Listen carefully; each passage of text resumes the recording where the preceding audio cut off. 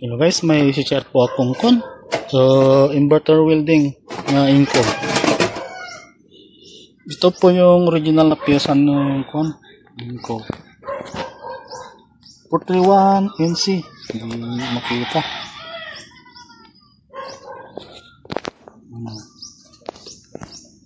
Hindi makita.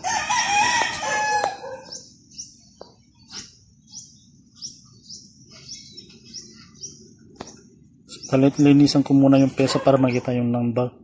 Yan po yung original na parts. Ilinisin ko muna. Tapos ipakita ko ulit. Ito.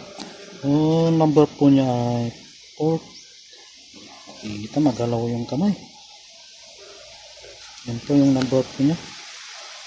I-type ko na lang po sa 431 NC.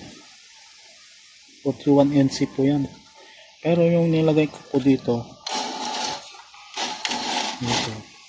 431 lang. Hindi mapakita. 431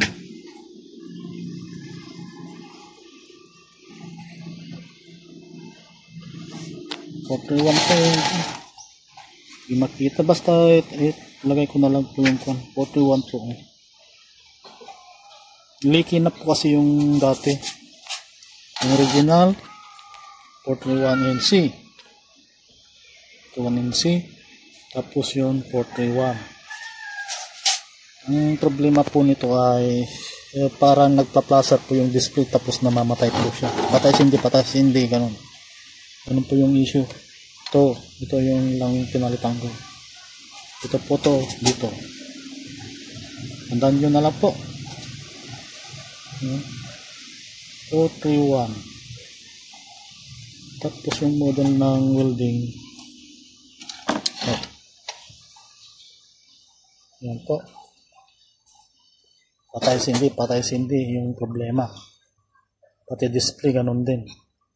Yun lang po yung pinalitan ko. Tapos try natin.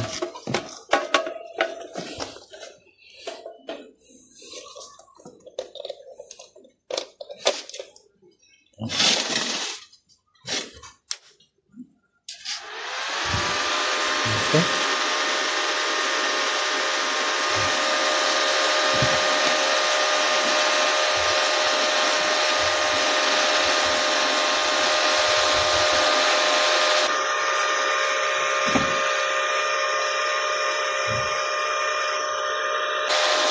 Tapos sinubukan ko na po siya.